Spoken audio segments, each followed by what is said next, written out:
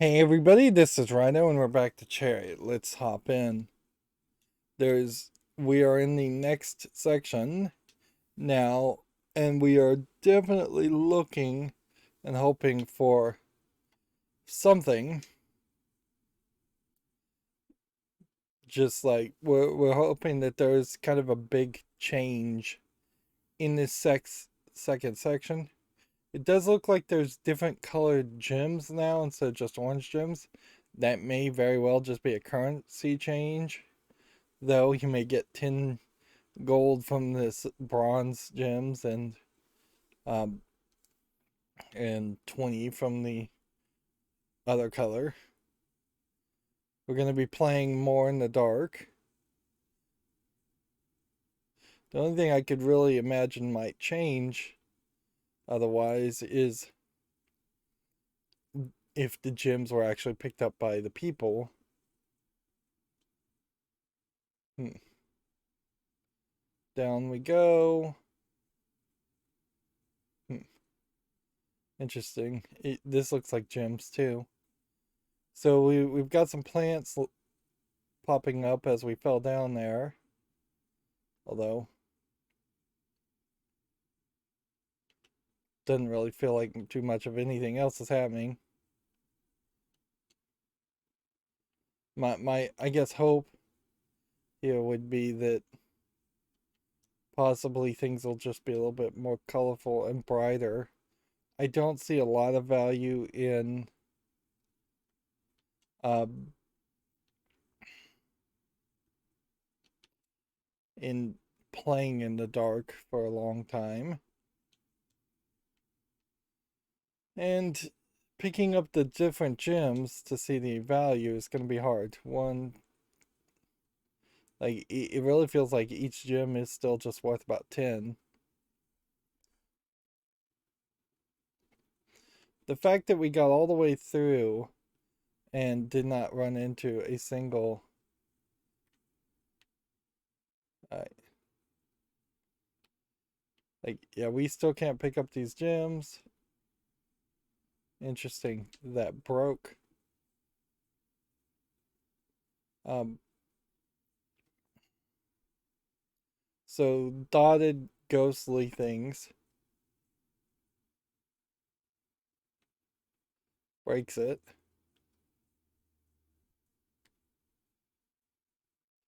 which means if I pull myself up high enough,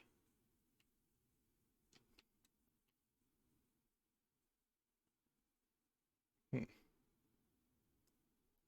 it looks like the dotted things might even reset. Hmm.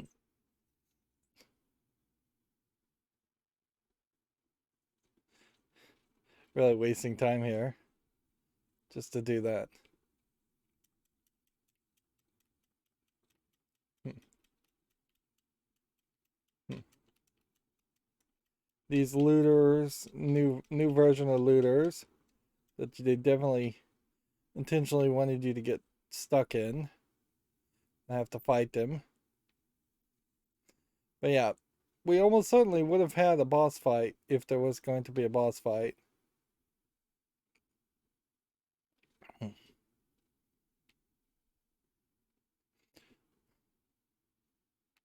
It's definitely put you in a weird position where, like, there's not a good reason to uh, run around and uh, collect everything at the moment. It feels like it would just be easier and probably faster later on to run through every level for a second playthrough if you're going to even commit to that. And your best bet is just to race to the end of the story, as it were, and speed run the game. Like getting a few extra gold isn't really worth much.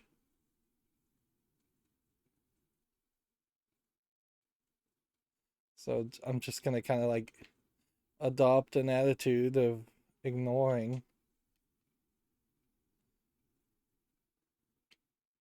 things.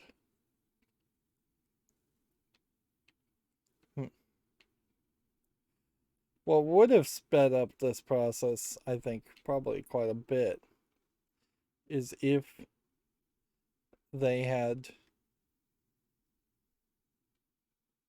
Yeah, there's no way though I can move it. What would have probably sped up the process quite a bit is if we had a run button of some sort.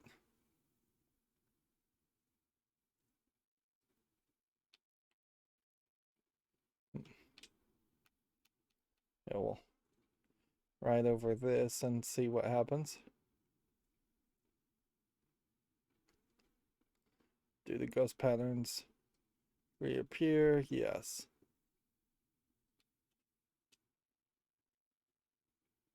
That lets me get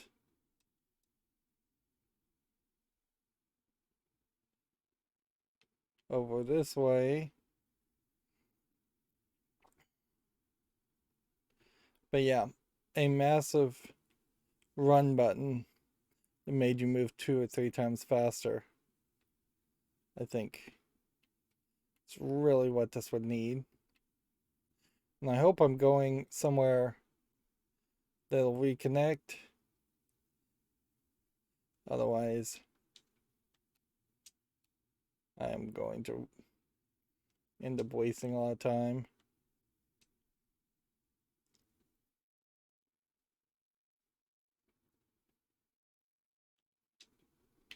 Hmm.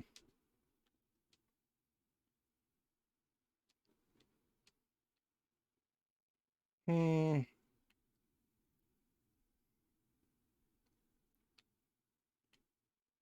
Yep. And you can see there it says danger looters. I don't care to engage with that.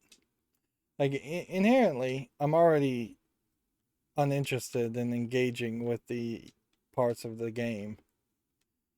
And I don't know what could change my feeling on that much. Like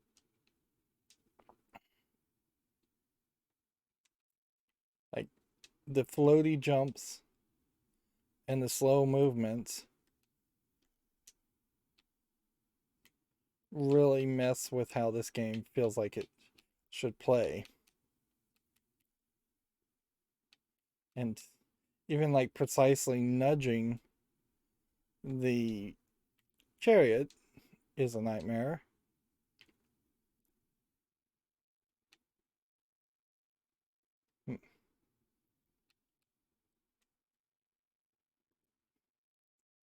So if there was a nudge option with like the D-pad to go left and right, or if there was a way to grab, like that's really what I imagine should be here, is that there should be a way to grab the edge of the um chariot and shake it if it's being attacked to get the looters off of it. Maybe even over the idea of um, attacking with regular weapons. And there definitely should be a way to grab it and just nudge it and move it very slowly.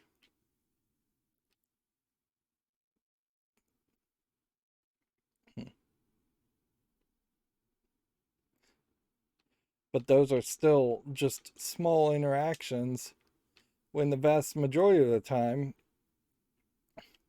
you are either pushing or pulling or platforming.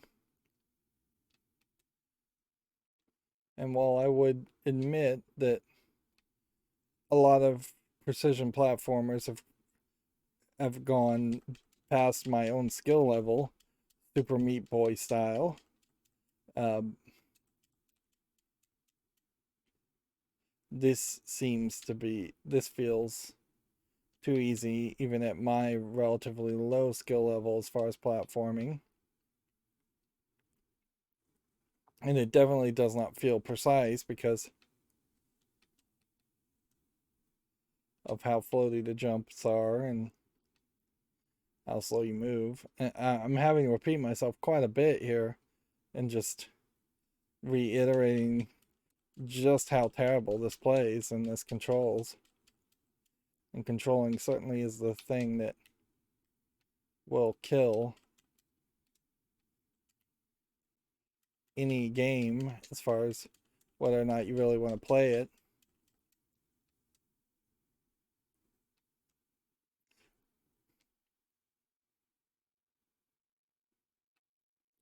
Any thought that this was supposed to really be like a Metroidvania game, I think, is out the window. You have a danger here where probably there's a skull or something over in this corner.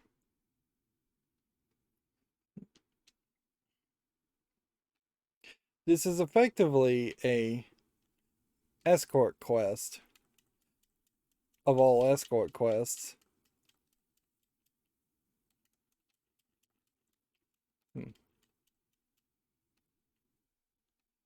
And the idea that you would make a game full of 100% escort quests and not recognize how people would not appreciate, most gamers would not appreciate escort quests is kind of insane.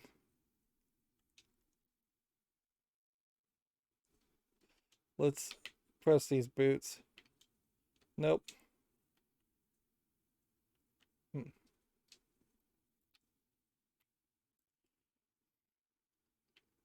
Our special boots did not let us stand on that thing.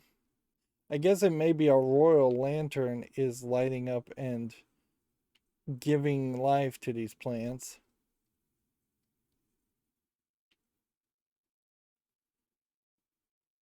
Which I guess maybe that means that we might get something that would like slowly improve the environments, or if the overall narrative of the story is going to be that this king improves all these caverns unintentionally, or perhaps more accurately, his assistants.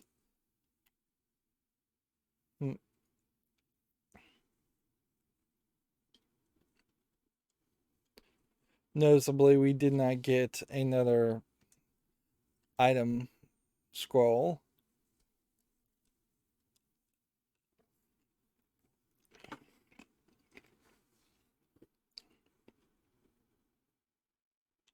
And without getting something new in each level,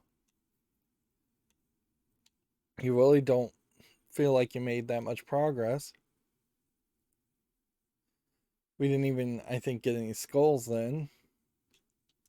So just jump to the next level. We'll see what stasis field does.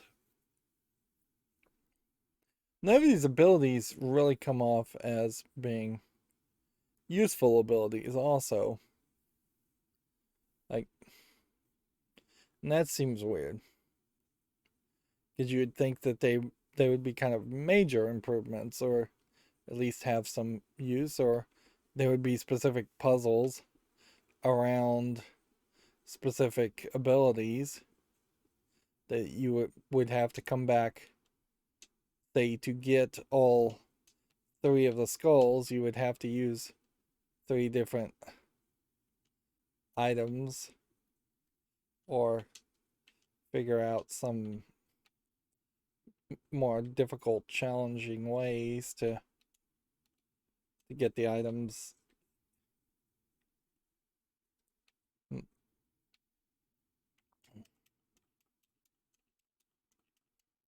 these guys just show up. They are not getting triggered just because of a bouncing sound effect.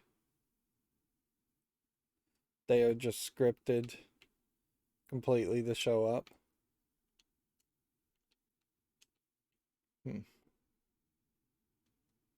Let's see if this rolls far enough.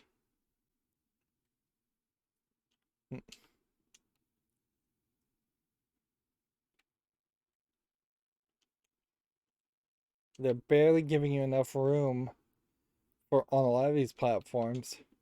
So I heavily suspect we would never see a case where the Chariot gets smaller. So there is either going to be an odd consistency as far as narrow platforms, or we're going to start to see platforms that are just increasingly more narrow to a ridiculous point.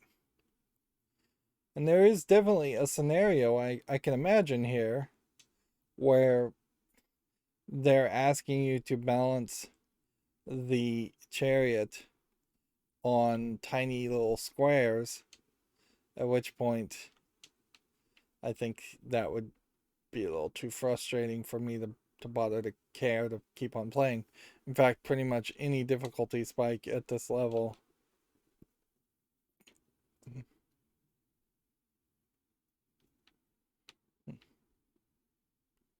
Interesting. And it's just an amount of time that you cannot be away from the Chariot. It's not really a distance.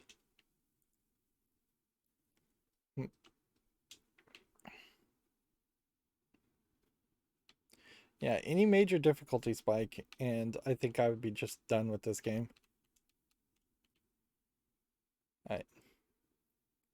I think I understand what I was supposed to have done.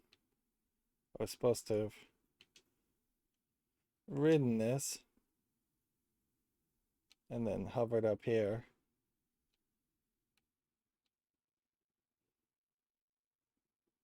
That way he doesn't fall down there.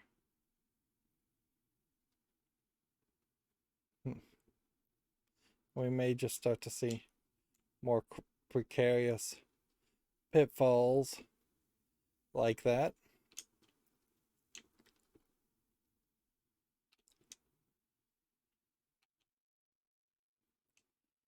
There is something to be said, certainly, around the concept of having to carry around your own platform. It's not a totally silly idea, but it is definitely something that really should have been limited as a gameplay mechanic, not the main selling point of a gameplay. Like, if you were playing something like, oh, Bioshock or Half-Life 3, and you had to pick up a box, and I guess Half-Life 3 would probably be an example of that better. If you had to pick up a box to be your platform to jump on to reach another area, that would feel fairly normal.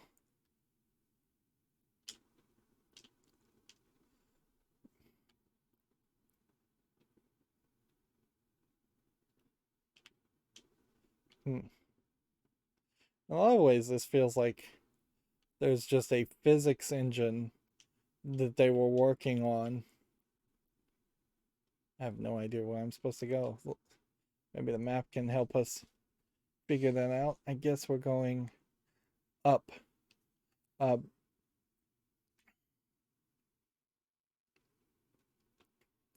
Yeah.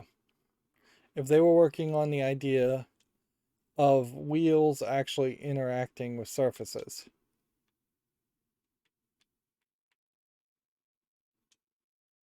then a lot of this would make sense.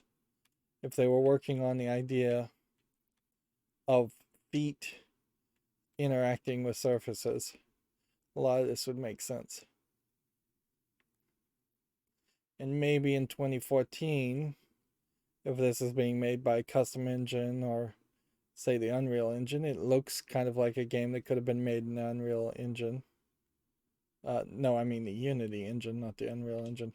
Almost certainly, even in 2014, If this was in the Unreal Engine, that would have been overkill because, and the kind of physics that we're seeing would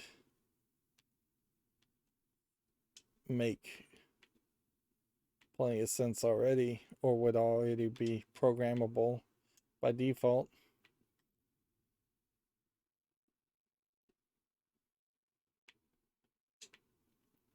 Hmm.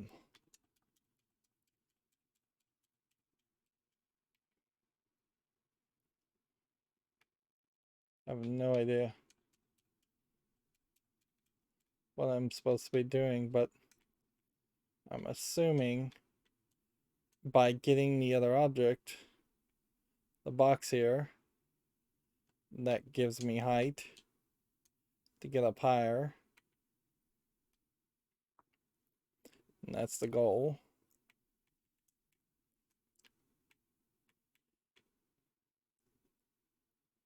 Hmm.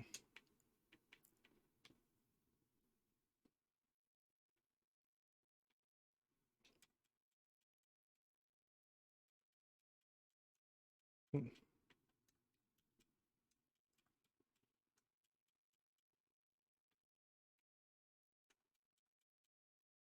Okay. So we now know the boxes will break and then you'll have to reset.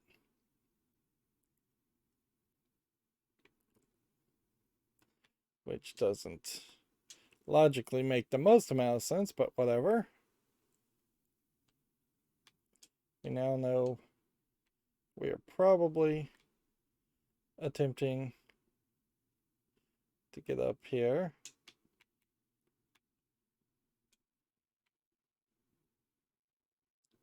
Hmm.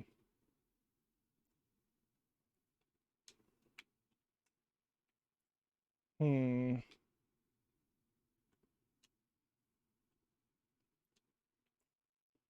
And we pretty much have to do that, don't we? Like, you kind of have to solve this puzzle. Otherwise, we're not going to get a storyline element. Undoubtedly, this is a gateway. The box is the key. Delivering the box is the gate. And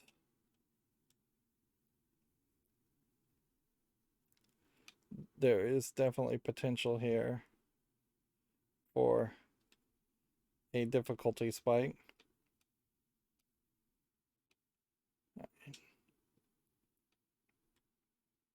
I also don't feel like there's a lot of ways that this could have been made easier if the game was smart enough and programmed in such a way to recognize that you were struggling. I don't know how you could possibly secretly mess with the statistics and the numbers to make it easier. You can make the box potentially not break as fast. Sure, you could stop the enemies from attacking, but if the actual effort of getting from point A to point B is too much for a player, it's hard to change too much. The game claims that's because I'm making noise. I don't believe that's actually the case. And they're attacking him, so I'm saying that's what you get for making so much noise.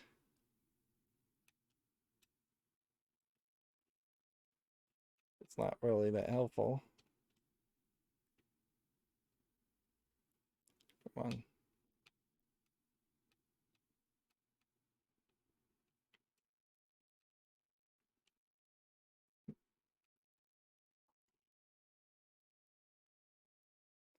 My only interest here is to just keep the momentum going.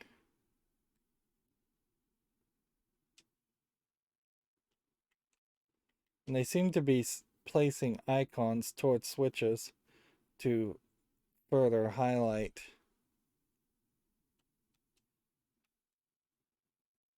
the idea of different keys and different switches unlocking different things.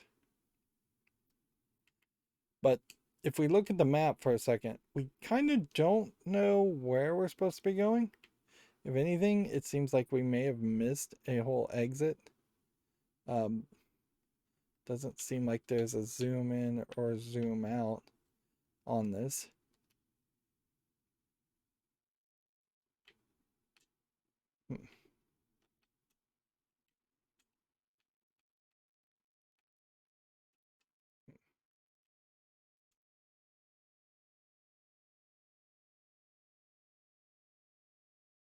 So I'm just going to actively try to keep going to the right until I can no longer go to the right, or I realize that there's nothing more to the right.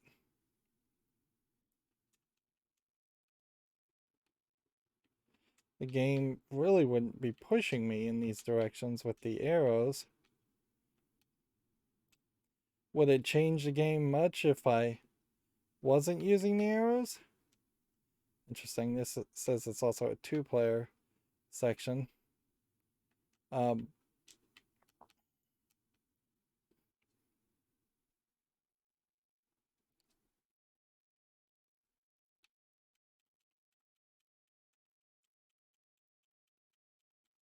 I could see the game being a little bit more complicated with without the arrows, but I don't think it would be better. It might as well just point us towards the ending.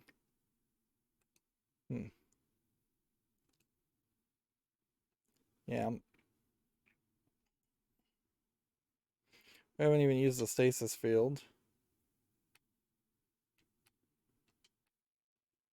Stasis field seems to just potentially allow you to not have to fight the looters, which I guess might imply that there might be a way to cheese boss fights if that was the case. This one doesn't actually need to go over here. All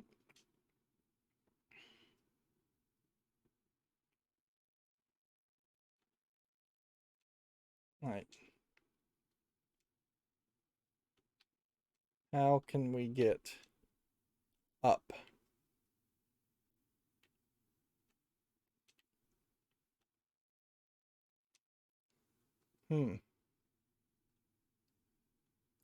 So we got to do the whole jump again. And this feels like a waste of time. Potentially have to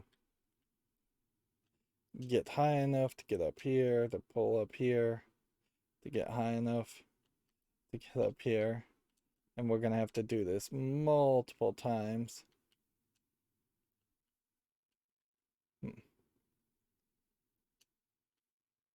Now, here's an interesting question. Do these switches that are permanent switches unlock permanently from run to run? Or if I were to come back to this whole level,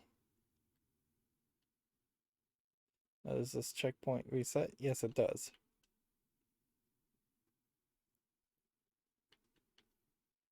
So if I was to come back to this, I need to ride on this. In fact, I just need to push it all the way back because I think I need the full momentum this can possibly offer. That's why these have these little slow ramps, then parallel, then slow ramps. Is so it gives you an opportunity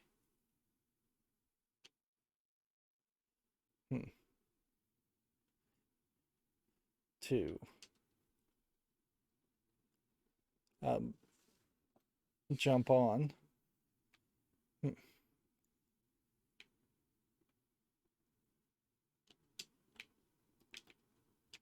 where it's more difficult to jump onto it while it's rolling.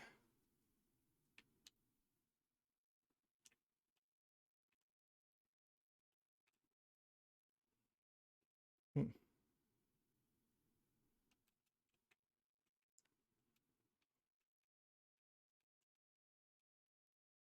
Think inherently I'm going to have to now go back and do that jump again. It was the same jump, except for in the other direction.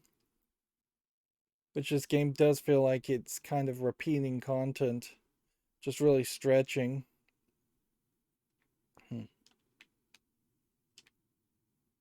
Certainly, the idea of small indie games at one point, the Xbox Summer Arcade event, I think is what it was called, introduced this idea of let's make smaller games be a thing that could exist and pull away from the idea of having every game need to be 30 to 60 hours. Whereas this game, I think, embraces the idea of being longer more than it needs to, in the same way that it embraces co-op. And I don't know if this game is better, really, because it has co-op in it.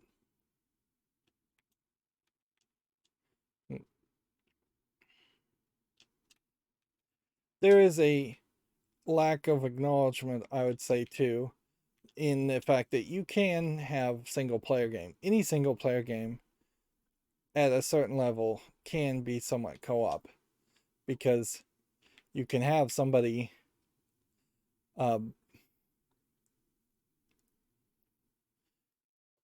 watching on the side and giving you helps and hints, and just not have their hands on the controller. Hmm.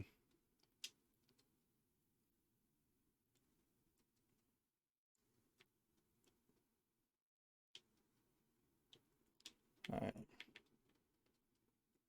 I'm going to go ahead and assume that if I was to go to the left there, that would just send me back lower and lower. Let's hop on. Interesting how his head did not spin up right. We'll just do the same thing we did before for a third time. Yeah, his head does not spin upright until he is kind of horizontal to the ground.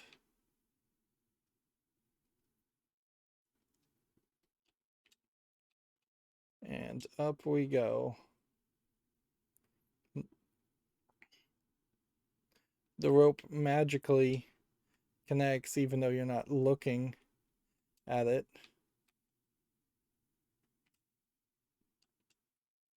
Hmm.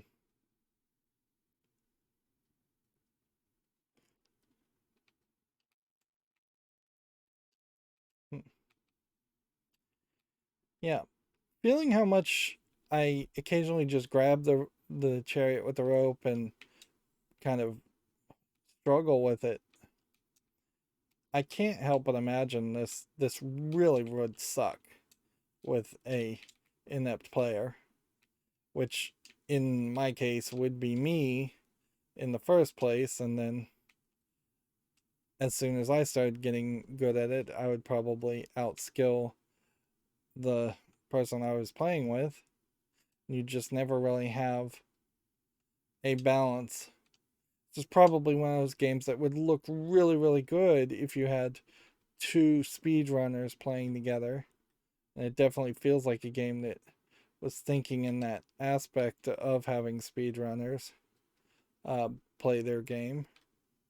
But even though games done quick and some whatever the other speedrunning festivals are have gotten desperate enough to start branching out to lesser known games, they mostly still need to focus on recognizable games. It's much more interesting to watch a game somebody's heard of be speedrun than some indie game that never had any relevancy and nobody ever played. There's a much newer game called Jump King that is out now, and it's all about frustration, platforming, and jumping. And honestly, it's probably not that good of a game, but it feels very similar to this. Jump King succeeds because a bunch of Twitch streamers, YouTube streamers, and gamers are failing at a very difficult, simplistic to understand game, and then doing kind of ridiculous reaction videos to their failing and falling down. This game is slightly different than Jump King in that I guess we're still going up. Until this section that we're doing right now, there really wasn't a lot of opportunity in which you could just fall and slide and lose hours of progress. Now we are hitting that point. I definitely am not a reactionary content creator, so I'm not going to flip out and exaggerate my reactions to potentially falling. But the problem with Jump King and the problem with a game like this is those games that are designed just to have streamers play them almost always never appeal to actual players. You get a few people who buy the game and then play it for a couple hours, and that's it. There's no longevity to it. I'm hoping I see the exit, and I can kind of see in this map that there is a lot of stuff that this map has in it. So the levels may just be getting bigger and bigger as we go.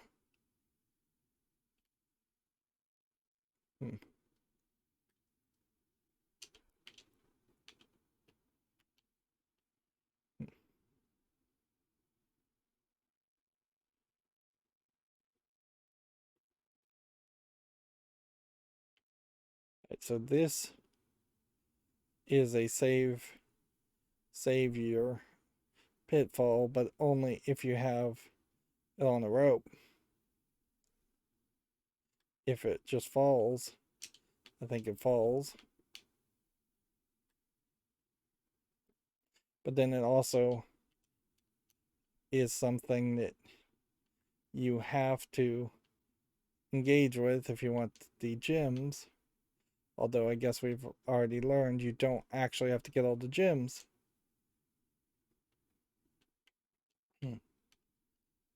There's a different kind of sparkly effect that's happening. Kind of looks like lightning.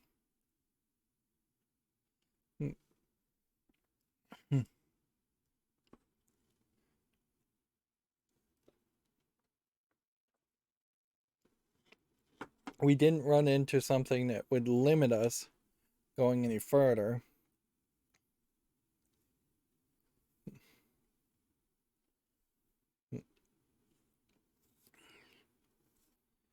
So now we can go to 2-3, and we probably should kind of rush towards that. Winter wheels allows the chariot to roll over snow. Okay, so we know next region will be snow focused. We've got 3 entrances to that level, 2 entrances to this level.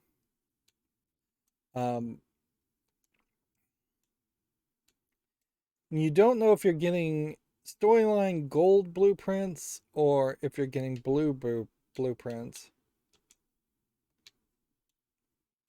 So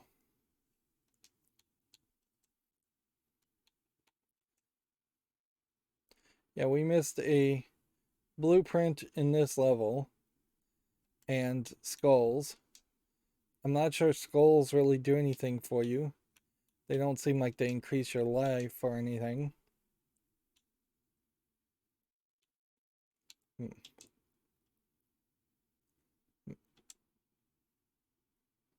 Hmm. We're still not getting particularly interesting music. Well, during gameplay, we're not getting any real dialogue during gameplay. Everything is dried up for very generic platforming and puzzling. Uh, Maze of Shadows. Is the map gonna help us any? Hmm.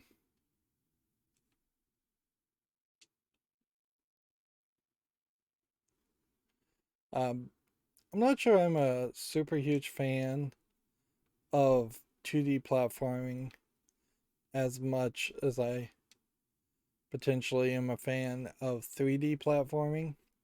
I think Mario 64 really took it in a different direction. Hmm.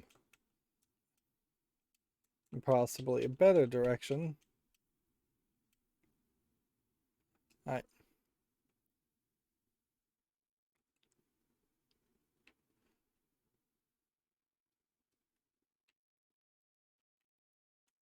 hmm. But if you were to compare this to Super Mario Brothers, there's no pipes, there's no Goombas, um, there's no water levels, which that's certainly saying a lot if you're missing the water levels. Um, we do now have switches that are actually stepped on by the humans.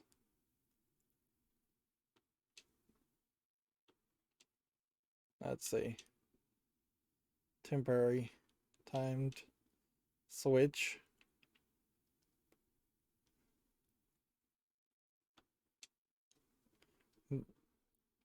There's no bullet bills. I think those were in Mario 1. There's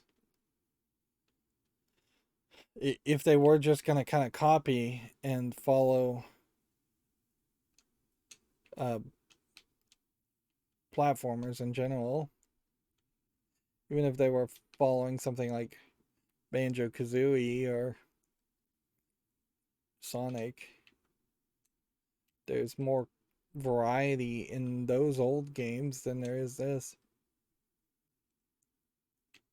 And I don't think I can buy into the idea that they just wanted pure cart pulling and cart pushing. Hmm.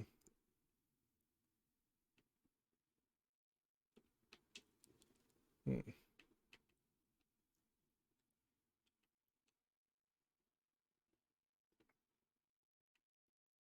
It really isn't relatable. Like, people just don't push carts that much. Like, even if you move a lot of furniture, you would use like furniture dollies and things like that. You wouldn't be moving things on carts. Yeah. Unless you just had a strange profession or a strange experience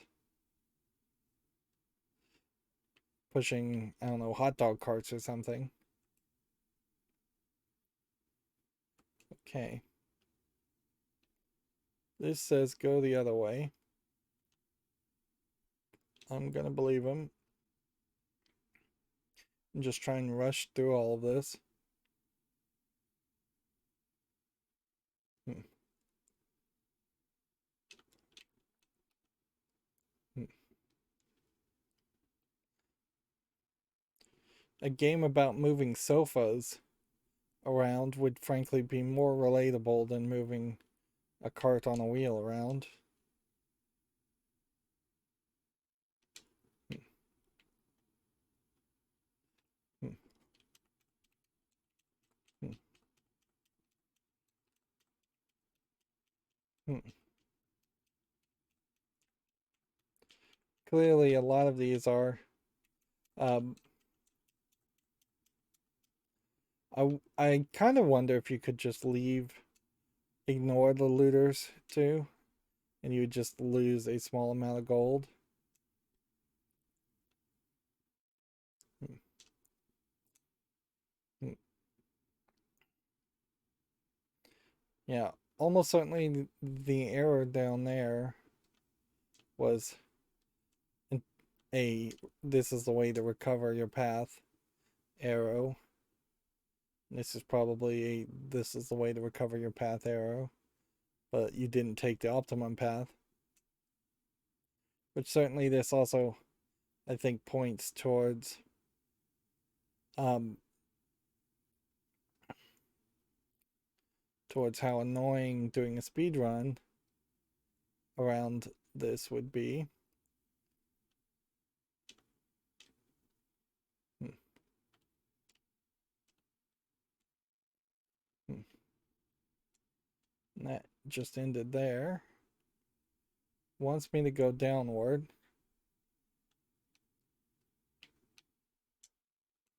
Let's check our map. Hmm.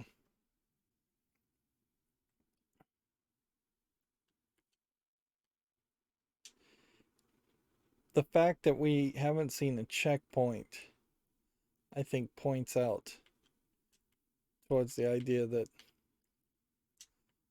like, we are on a side path, and it will only be when the patterns emerge, uh, when the paths merge. Not that's what I meant to say there. Uh, yeah, when the paths merge, that'll be the point in which we see a checkpoint. So now we know we're back on track. Hmm. Hmm.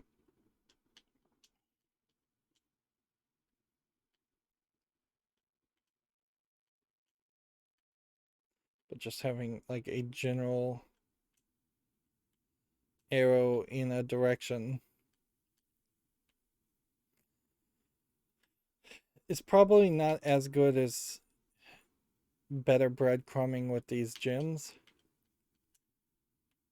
The gems almost make a full line telling you should go this way, like a Lego game would do with invisible studs or ghost studs. Most Lego games will do that.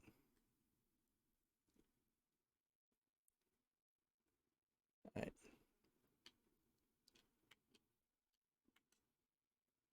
Hmm. Hmm. Okay. So I'm supposed to step on this. I'm supposed to grab this. I'm supposed to, I guess, jump up here. Hmm. Hmm. Guess we're going this way. I think what I'm doing is I'm setting up the cart to get through the gate, and then I'll have to jump through the gate in a different way.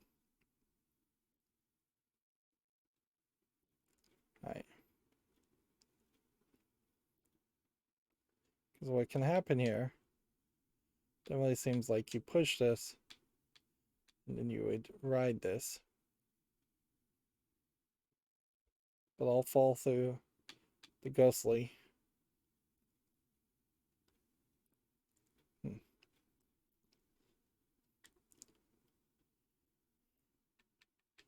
Come on, let me up that way.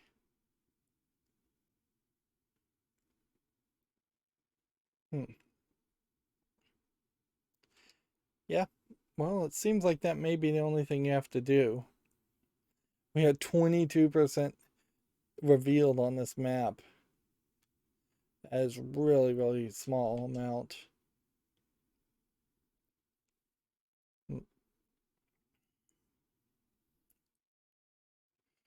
it really does kind of feel like at some point we're just going to have to um, develop a ability to fly, or just play the game without the chariot at all. And what would this game really look like?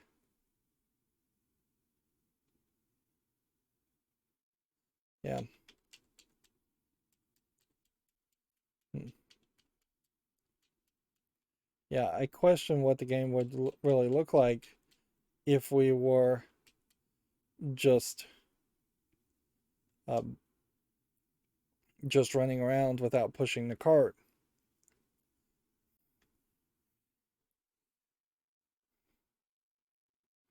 It would probably boil down to into a very simplistic game. Perhaps that's what this game originally was, and the cart mechanic was added after the fact to make it seem like it was something more than just a fairly simplistic platformer gem collector. I'd almost appreciate it more if the game were more honest and was just a generic platformer gem collector game, instead of relying on a gimmick.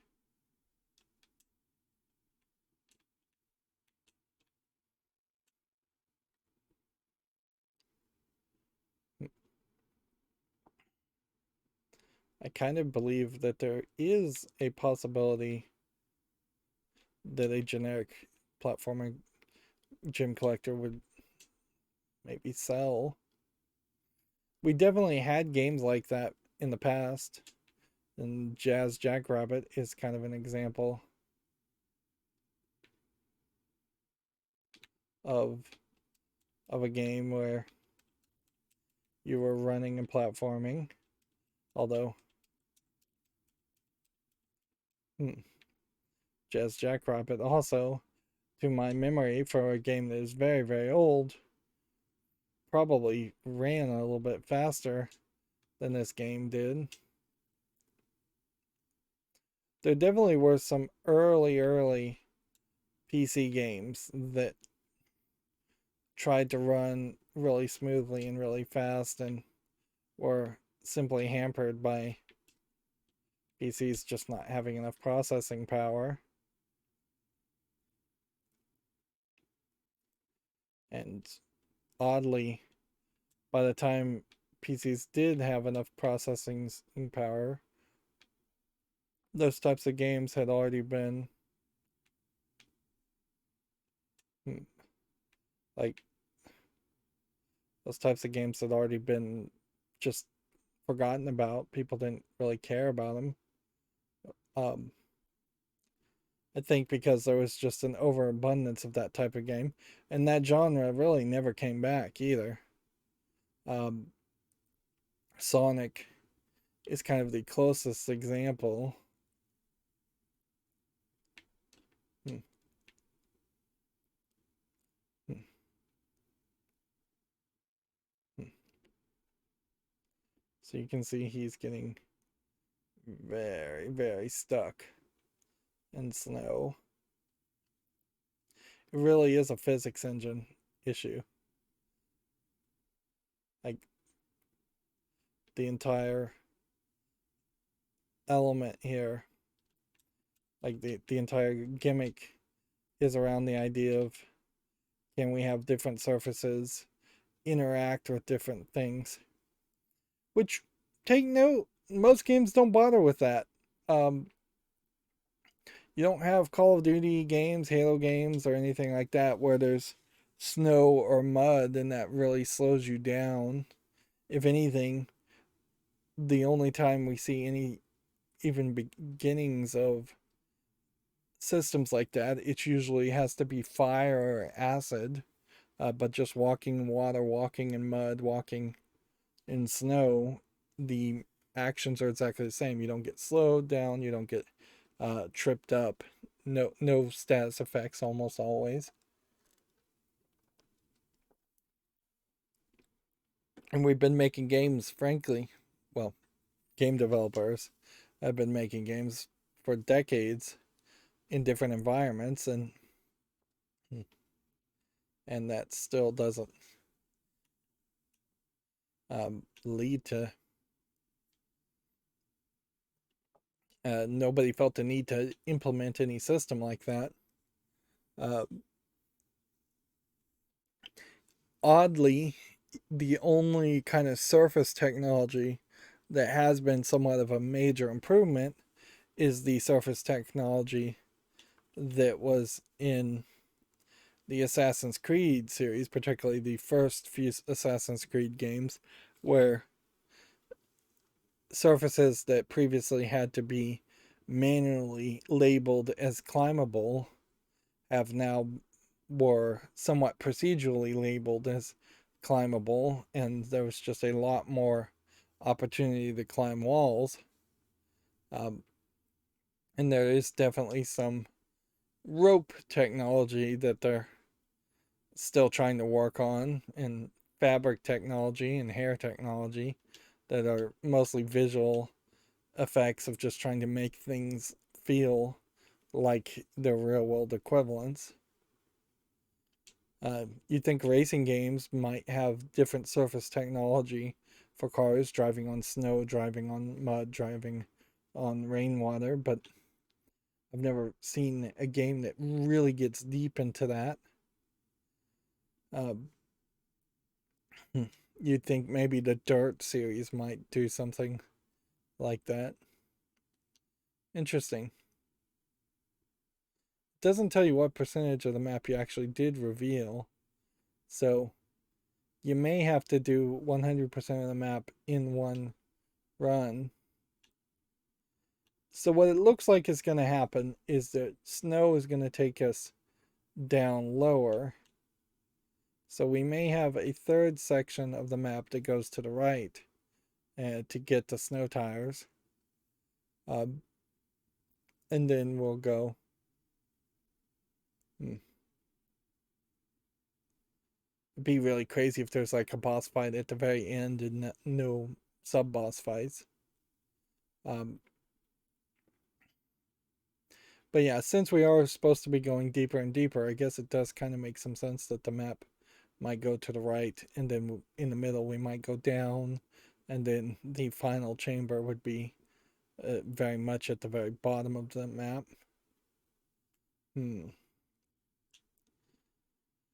Yeah, and I'm left really only being able to say the same thing I said kind of at the beginning of the this hour of experience is we really haven't unlocked much. We know we're looking for snow tires. We know after snow tires that there will be 3 more upgrades that we're looking for.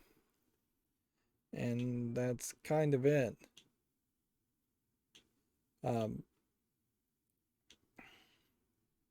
Apparently there's a hidden level. There's a lot of achievements for really overplaying this game. There seems to be not a lot of emphasis on getting the skulls after the fact. Even though they kind of made it seem like that was going to be more of a deal. I definitely am left with the feeling that I am going to end up missing out on a lot of the skulls and a lot of the collectibles just by not playing multiplayer. And yet, I still don't feel like if I was playing multiplayer, I'd be having much of a better experience. It just seems all so straightforward and simplistic. It's just move from point A to point B, sometimes get attacked by the looters, and sometimes run into very repetitive, very generic platforming challenges. I can't even really call them puzzles. We've seen switches, and so the switches start to imply that there might be a puzzle, but it really isn't a puzzle when there's a switch right next to a door and you just have to reach the switch. Yeah. Well, I suppose in an effort to just get through this game quickly, it doesn't benefit me to to go too long in these wrap-ups. So let's end the episode here. As always, I ask you to like, share, subscribe, comment, and watch every second of my videos. If you want a friend or follow me on any social media sites, there's a whole bunch of links down below. And if you want to support me further, there's a link to Patreon, or you can friend me on Steam and gift me a game off my wish list. Thank you for watching. Have a good evening.